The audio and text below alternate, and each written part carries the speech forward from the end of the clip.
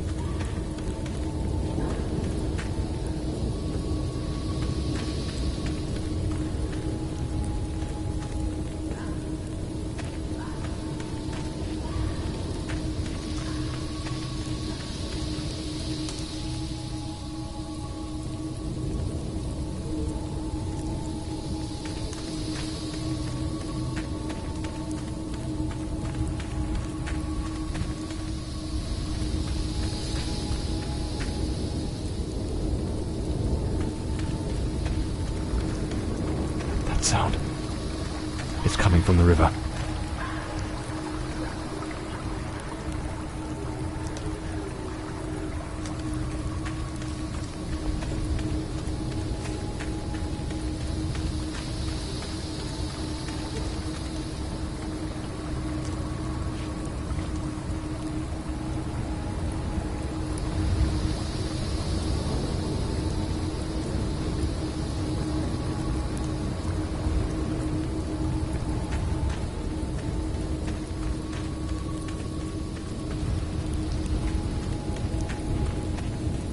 If it catches me, it will show no mercy.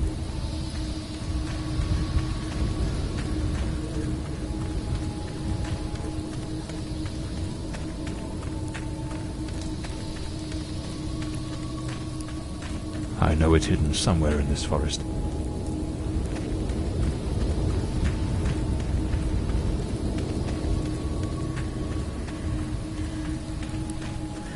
I should be able to see its light soon.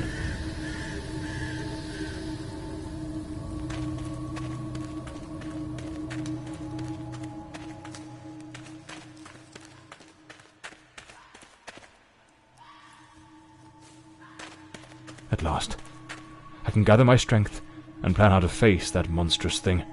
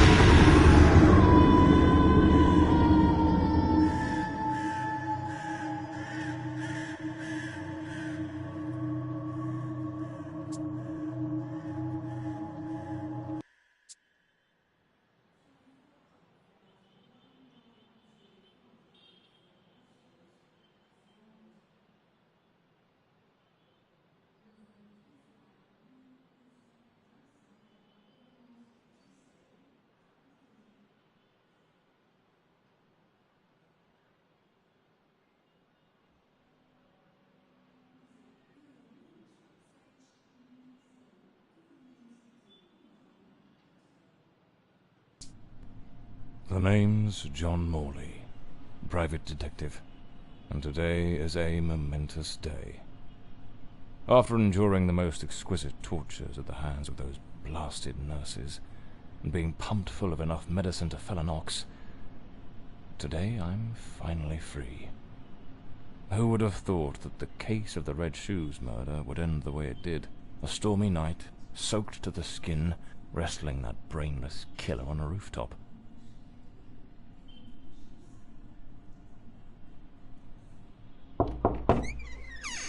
It appears you're awake at last. We had considerable difficulty rousing you earlier this morning, so I deemed it best to let you rest a while longer. I bring you good news. The latest test results are favourable, and the doctor has authorised your discharge. You are now officially ready to go. I have placed your belongings on the table. Oh, and a lady stopped by this morning with some clothes from the dry cleaner.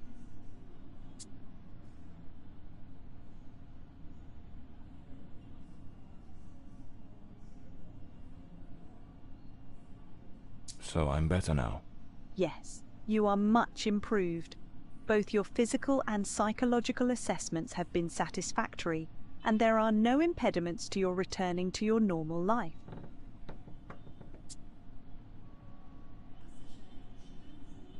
A woman brought my clothes from the dry cleaner. Was it Penny? I couldn't say. She arrived quite early, before my shift began.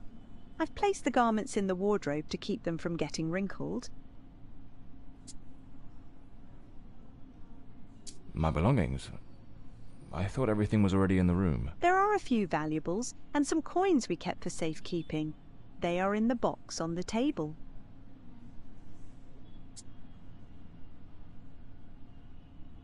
I've been having nightmares. The doctor has prescribed some medication that should help address any residual effects. This should assist in alleviating your nightmares. Now, if you'll excuse me, I have other patients to attend to. I wish you all the best.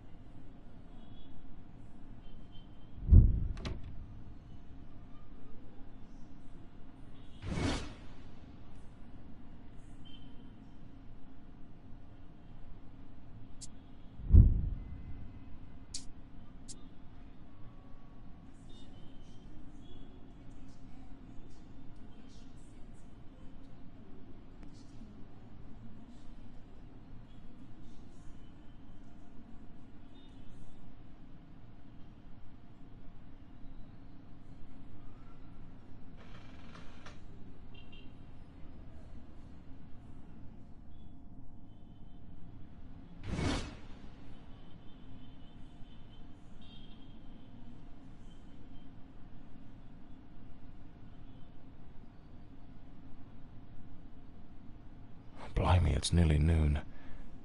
I must have lost track of time in those blasted nightmares.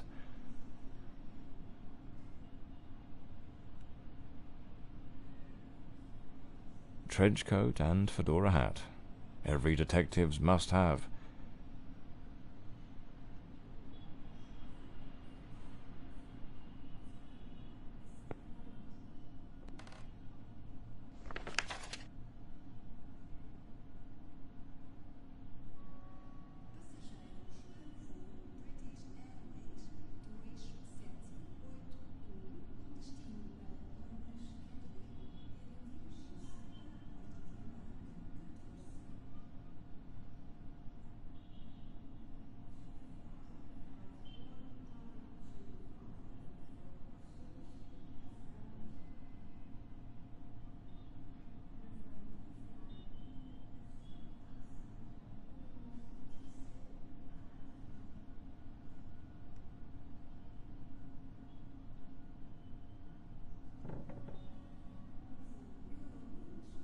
Story of my life.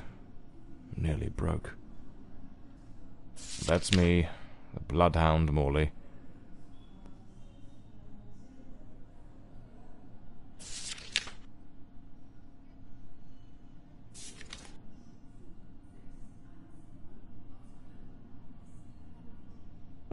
I better get dressed. The hospital gown that ties in the back doesn't exactly scream professional.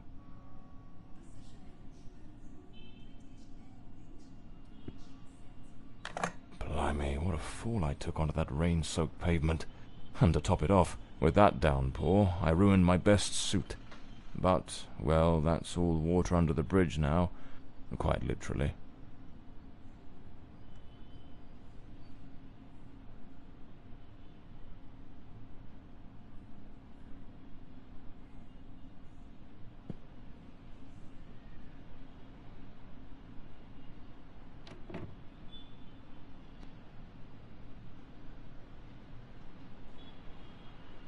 I should get myself a pair of derbies, or brogues. They're much more comfortable. Besides, if I slipped, it was because of those damned hard soles.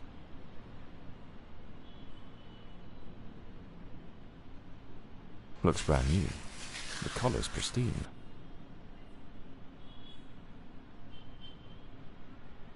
These do a fine job of hiding any belly. Can't complain about that. I usually use the Windsor knot. well-structured shoulders, nicely padded, gives off an air of authority, keeps the crooks wary, and catches the ladies' eyes. So the mystery woman who took my clothes to the cleaners was Penny after all. Seems she's still got a soft spot for me. Could there be a chance I might win her over?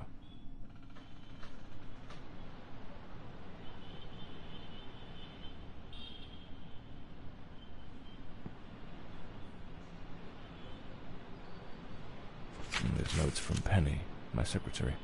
She must have left it here a few days ago while I was still under observation.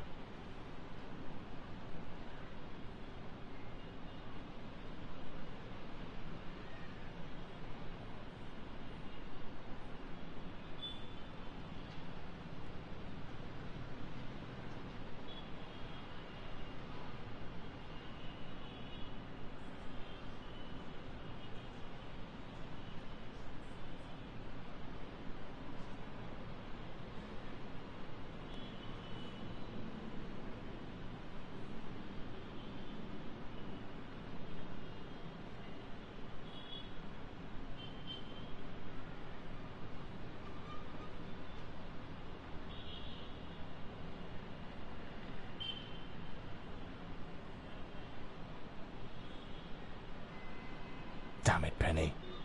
I don't blame her, though. I'm a right mess. I've managed to lose the only two things that kept me grounded. Her sound advice, always spot on, and the faint hope that she might dump Peter and give me a chance.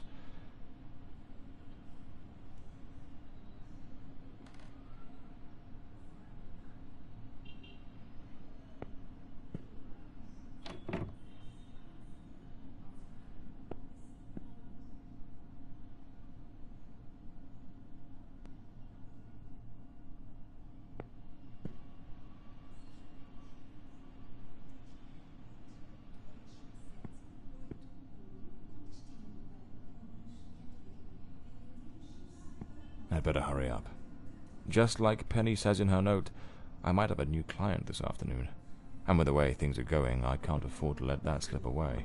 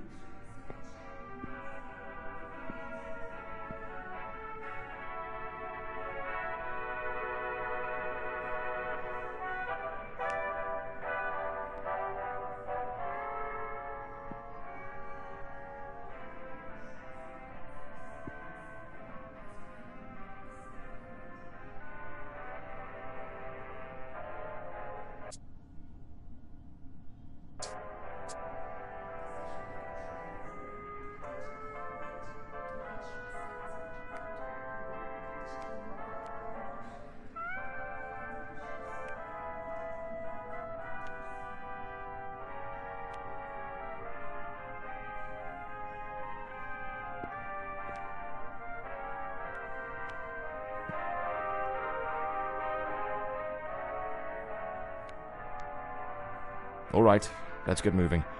Today's the first day of the rest of my life.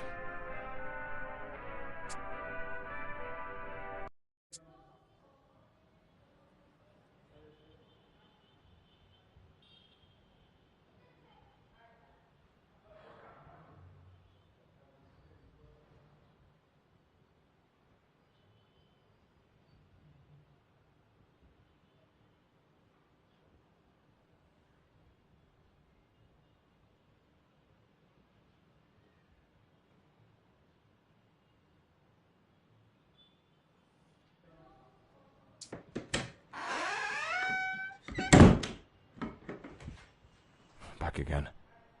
Feels like stepping into a forgotten paradise.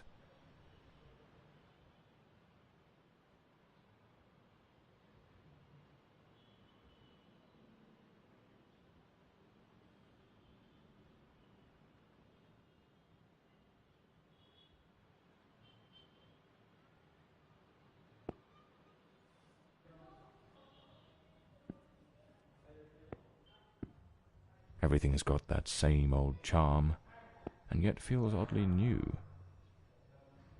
This hospital stint's given me a bit of a new outlook. Maybe I'll take it a shade easier from now on, sticking to cases that don't demand a trip to the morgue.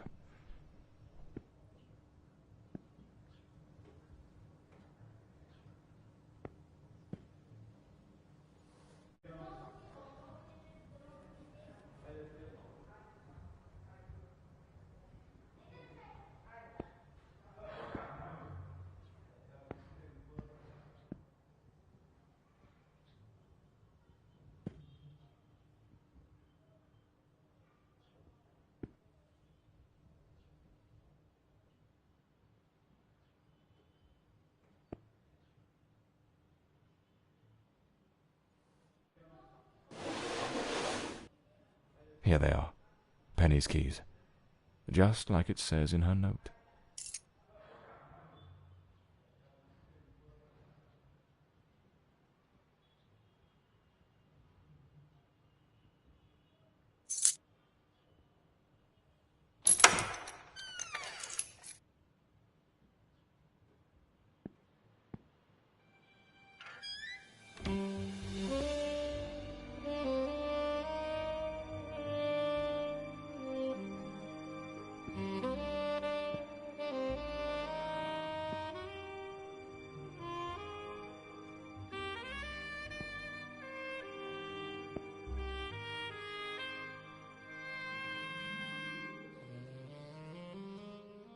So this is Peter. That smug grin's got "Punch Me" written all over it.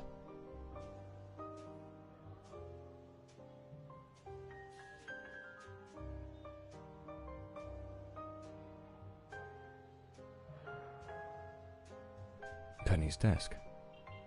I ought to give her a ring and try to sweet-talk her into coming back. If this new client brings in some decent dough, maybe I could settle what I owe her and use a little charm to win her over.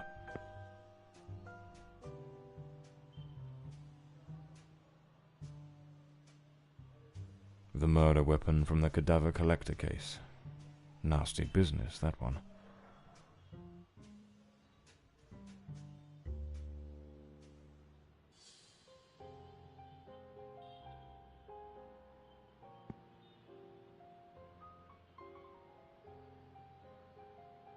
The case of the Red Shoes murder. One of the most complicated I've faced. Finally. Case closed.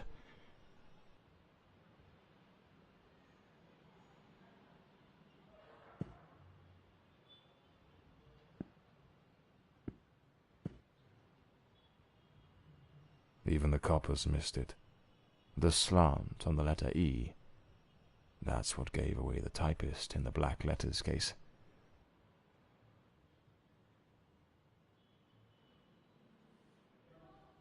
My files. Cases, clients, debts. Too many debts. Far too many. This case is worth its weight in gold. Everything you need for a portable lab.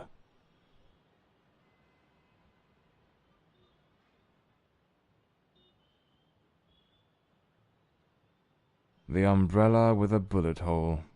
Souvenir from the marksman case. Nearly lost my hat on that one.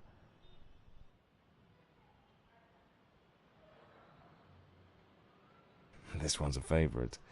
The jealous lover solved everything with a few blows from an ashtray. Brutal, but effective.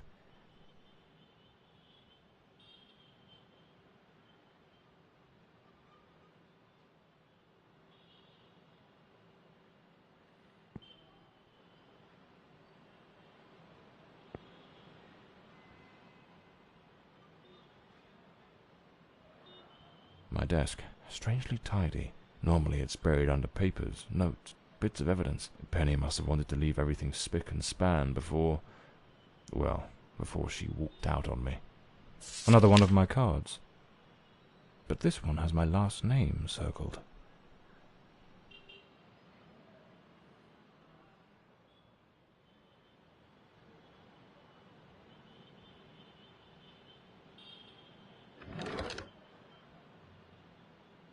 Amazing how this little gadget can reveal the devil in the details. The drawer. It's locked. But there doesn't seem to be a keyhole.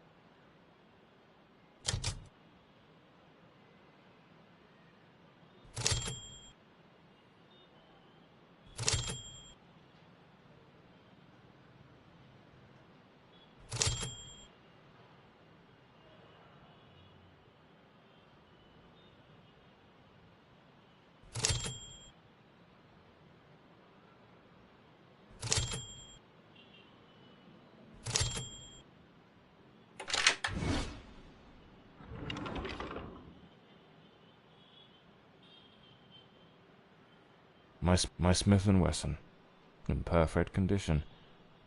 You never know when it'll come in handy.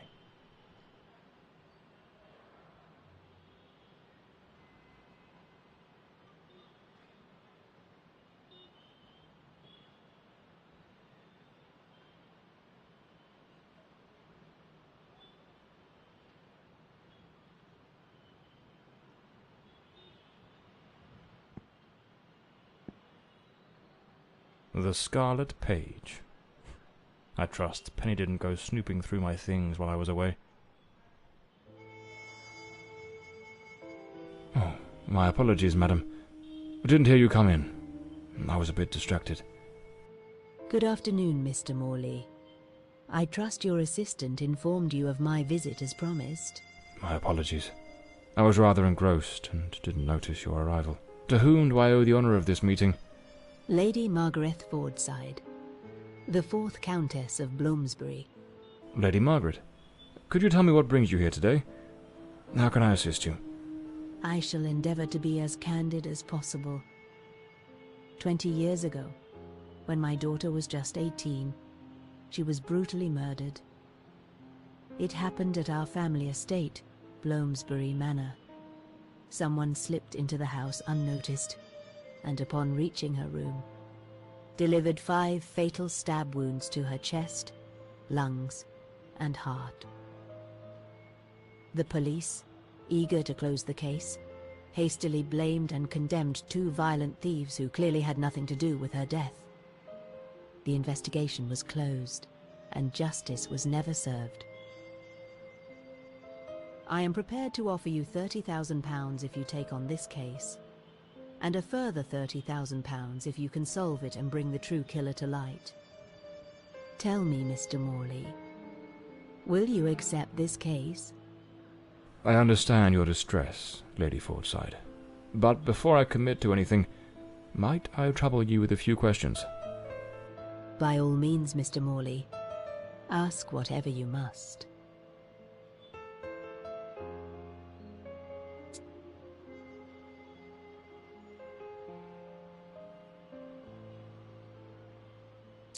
Tell me about Bloomsbury Manor. Do you still reside there?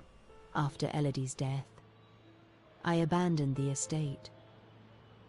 I couldn't bear to remain there, to live within those walls. Even now, when I visit the manor, it still feels as though I can hear her footsteps echoing through the halls, her voice humming that old melody, the delusions of an old woman who has mourned her daughter for far too long, Mr. Morley. No mother should ever have to bury her child. Should you accept the case, Bloomsbury Manor would likely be the best place to begin the investigation. I shall not impede your work, as I now reside at Bedford Square, in the heart of the city.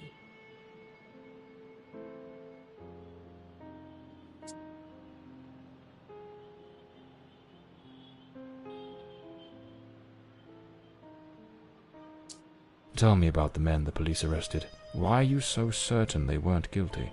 2 days after the murder, the police arrested a pair of violent thieves who were terrorizing the county at the time.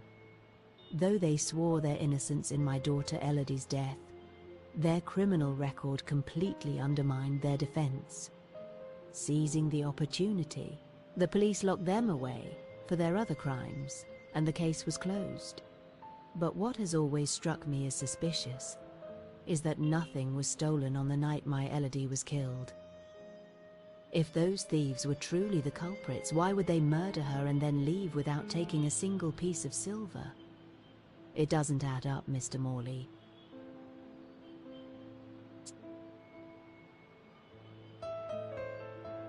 Tell me, were there any witnesses?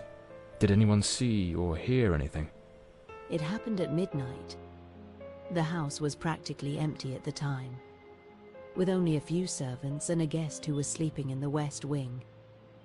I was the only one who might have heard something, as my room was next to hers. Unfortunately, I had taken a sleeping draught and fell into a deep slumber.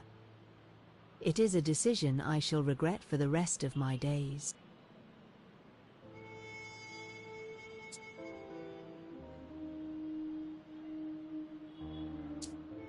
A case that's been cold for 20 years. You certainly don't make it easy for me, Lady Margaret. What made you decide to seek out a detective now?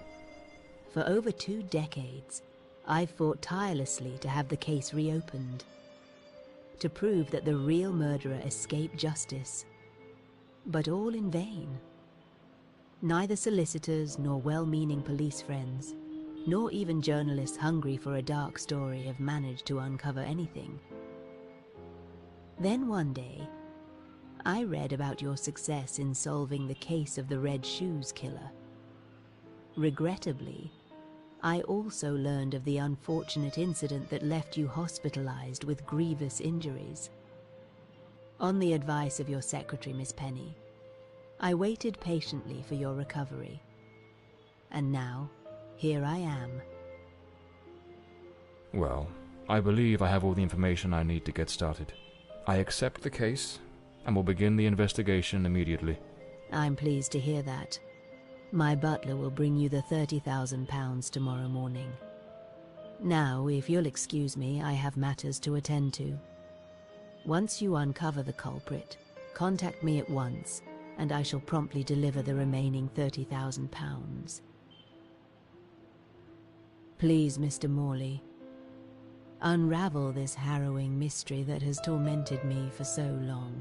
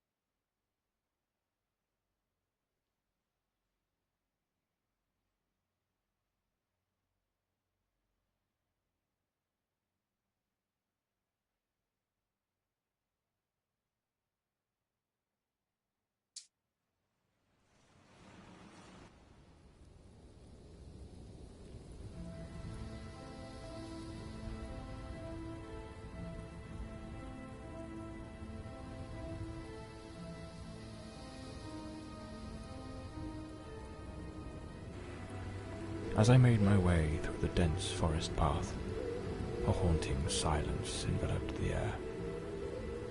It was as though the very night of the crime still lingered here, shrouded in an eerie calm.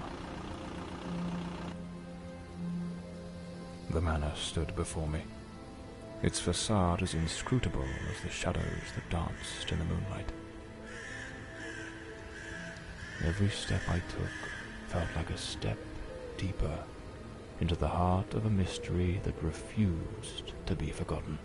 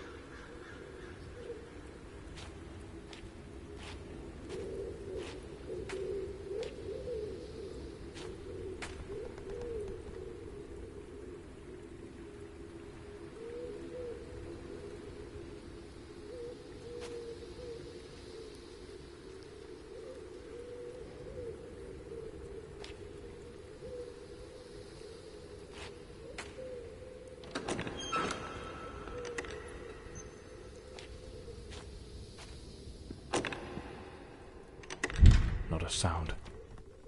The stillness feels heavy, like it's hiding something.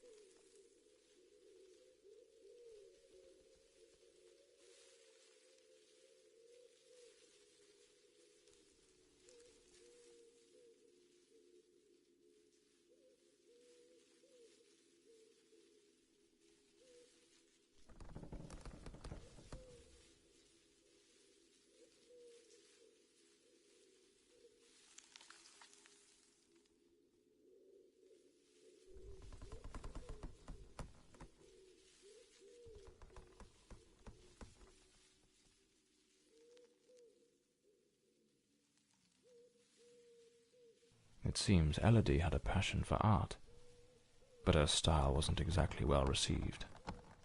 Disturbing from the looks of it.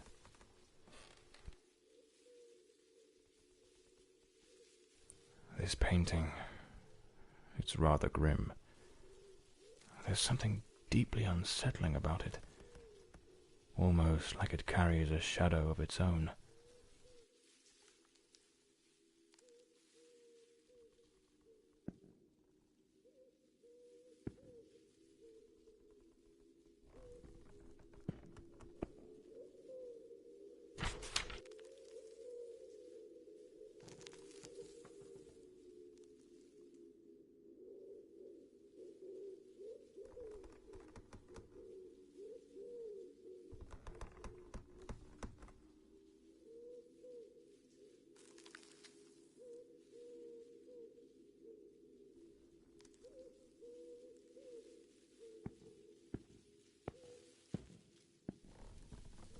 The door's chained up with a padlock. Looks like I'll need to find the key.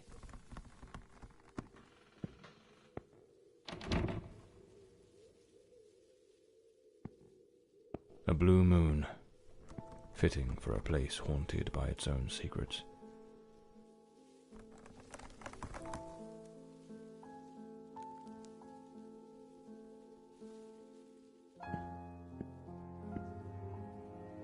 Looks like the Countess left this for me. It could be useful for getting around the place.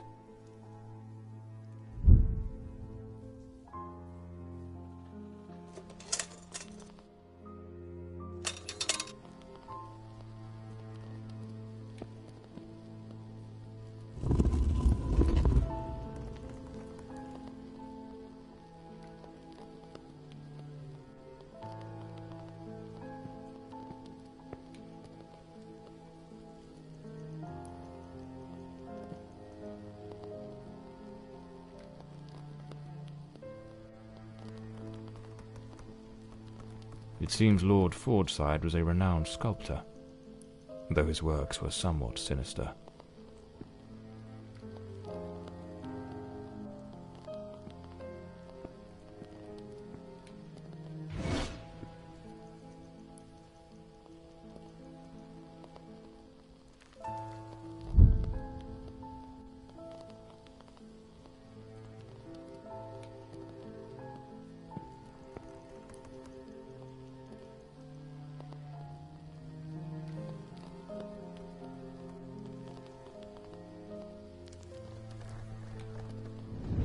So, the housekeeper left a note for the Countess, asking her to meet here on the day of the murder.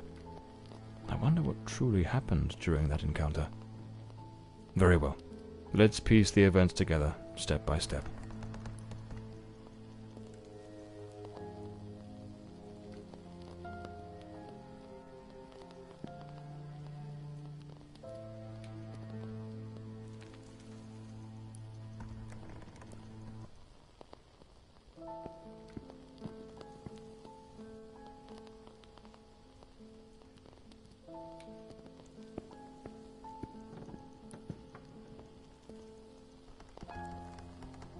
The Fordside family crest, a rampant dragon, a time-honoured symbol across European heraldry, particularly among the English and the Welsh. The lock has been concealed. This door must open by some other means.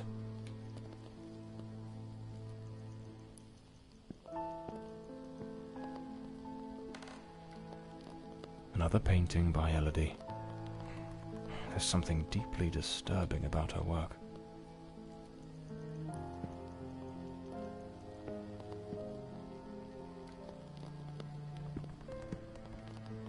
Looks like this is the Fordside family book, showing some of their ancestors.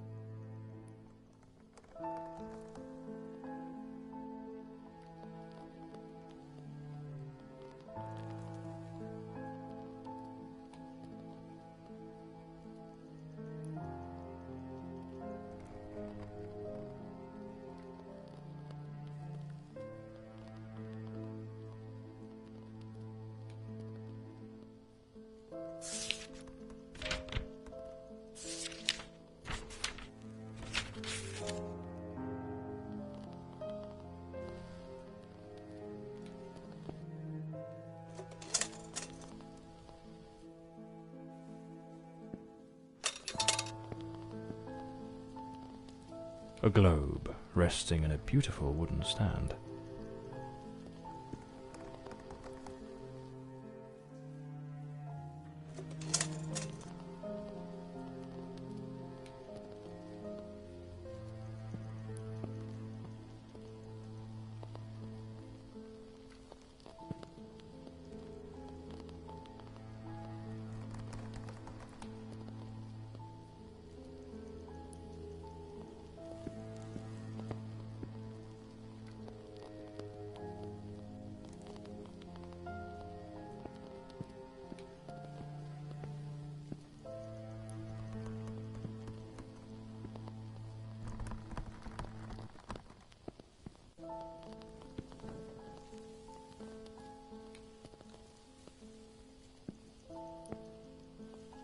Two chairs.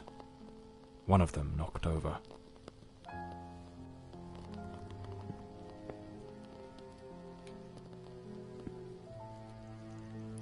The housekeeper's cup is still here. Tea spilled across the table. She never got to drink it. Lipstick stains. Same shade the Countess wore when she visited my office. Looks like someone arranged tea in the library that day. An empty envelope. Did the housekeeper hand the Countess a letter?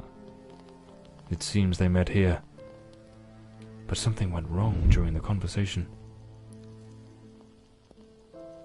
I am very angry. After all these years of service, this is how you repay me? Walking away like this? I'm sorry, madam, but the situation has become unbearable. My bags are already packed.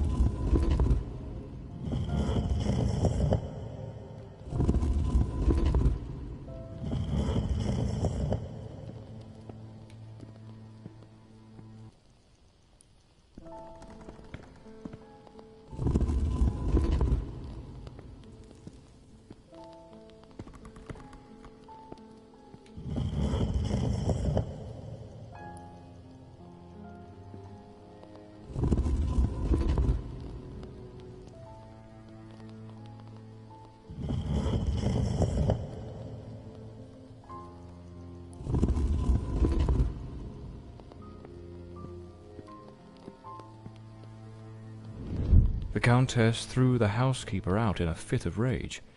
In her haste, the housekeeper forgot one of her bags. What was it that unsettled the housekeeper enough to abandon her post so suddenly?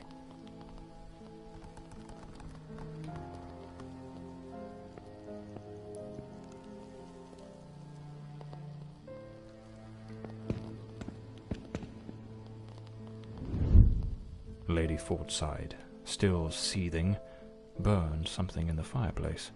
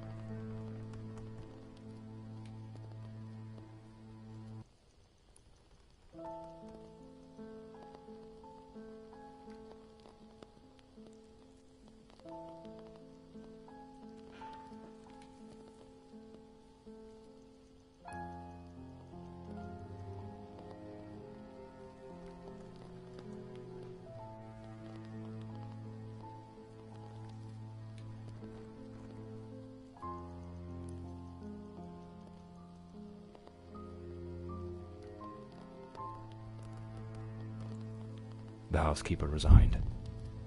Seems something, or someone, troubled her greatly. Enough to break the long-standing family tradition tying her to this place.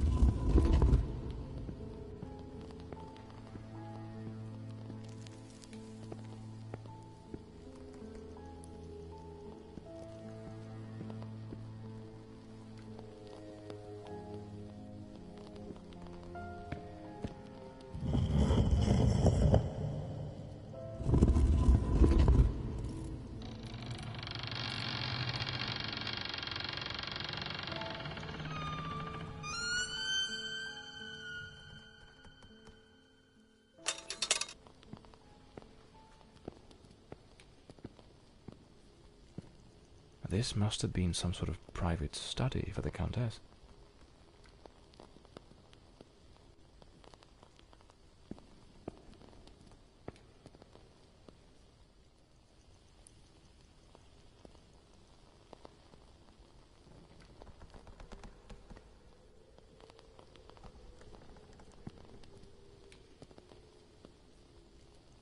Lady Margaret and a young woman.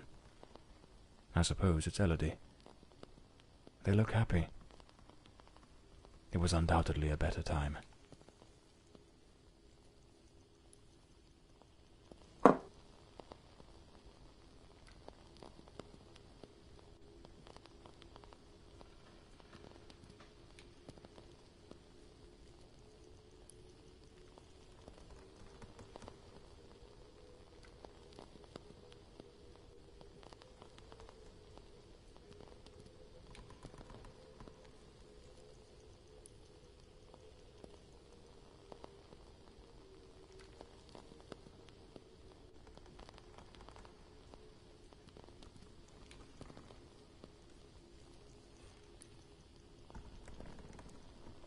Elodie was committed to a psychiatric facility, but she supposedly recovered from whatever ailed her.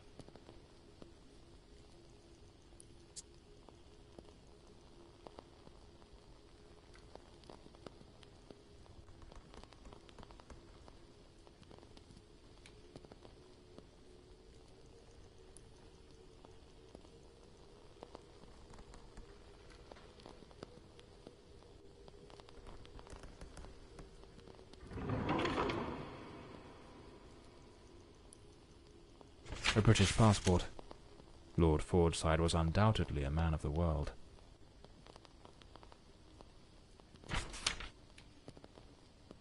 An old pocket watch. It probably belonged to Lord Fordside, Lady Margaret's husband.